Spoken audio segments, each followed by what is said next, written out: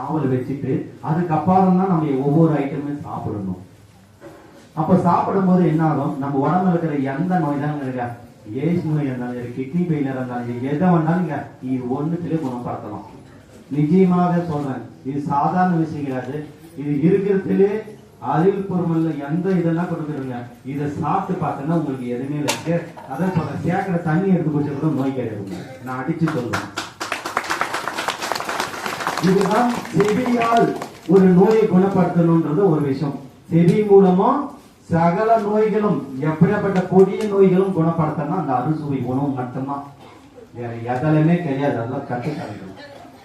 நீ நல்லா பாருங்க, எந்த ட்ரீட்மெண்டாவது சுகரை கூட எடுத்து இது வரைக்கும் சுகர் யாராவது குணப்படுத்தணும் பாத்தீங்களா, இல்ல பிபிக்கு குணப்படுத்த பாத்தீங்களா, எந்த நோய்க்கும் தீர்வே கிடையாது. ஆனா நான் இதை சொல்லி ஒரு 2 பேர் பண்ணிட்டு ஒரு கொஞ்ச நாள் அப்படியே இதை நடந்தோம், அந்த நோயே இல்லாம போய் ஊசியை போடாமே போயிட்டாங்க.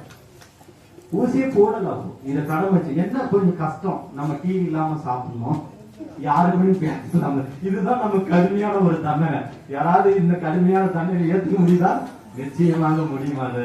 நோயை கூட வரட்டும், நம்ம சொல்றது நோயை கூட வரட்டும், நான் பாத்தியே ஆகணும் அந்த சீரியல. ஏன்னா அந்த சீரியல்ல முக்கியம் என்ன கதை தெரியுமா, இவன் கல்யாணம் பண்ணியிருப்பான், பார்த்தனா கல்யாணம் பண்ணிட்டாலே அவளுக்கு இன்னொருத்தி செட் பண்ணுவாங்க, இல்ல அவளுக்கு ஒன்னாத்தனை சரி. இதேதான் அவங்க எல்லா சீரியலும் அதான் தீவிரமா பாக்குறாங்க மக்கள். அது ஏதாவது ஒரு ஸ்டோரி இருக்குதா? இனி எதெல்லாம் பாரு, இதே ரக்கம். ஒருத்தர் கல்யாணம் பண்ணிட்டு அவளை ஏமாளியை கொண்டு வந்துட்டு அவளுக்கு இன்னொருத்தர் செட் பண்ணி வருது, இல்ல அவளுக்கு இன்னொருத்தர் பாய் செட் பண்ணி, இதேதான் இதுல மாத்தி மாட்டி எல்லாம் நாடகம். ஆனா இதெல்லாம் நம்ம பார்த்து கெட்டு குட்டிச்சு வருது.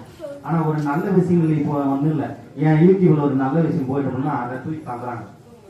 நல்ல கட்ட போனா தூக்கி அடா இவன் தேவையில்லை, இவன் அதான் பைக்குவான், இப்படியே தூக்கி விட்டுவாங்க. அங்க எவனா ஒருத்தன் நல்லா இது போட்டோம்பா அதெல்லாம் நல்லா பார்ப்பாங்க மக்கள். அந்த மாதிரி இந்த அறுசுவையை கடைமுடிச்சு பாருங்க. இது கடைமுடிக்கும் போது உங்களுக்கு என்ன தெரியுமா, சாப்பிட்டு ஒரு கொஞ்ச நேரம் பொறுத்து தான் தண்ணி குடிக்கணும், உடனடியாக தண்ணி குடிக்க கூடாது. இதை ஃபாலோ பண்ணி பாருங்க, அற்புதமான ஒரு விஷயம் இருக்கும். அடுத்து, குளித்த உடனே சாப்பிடக்கூடாது.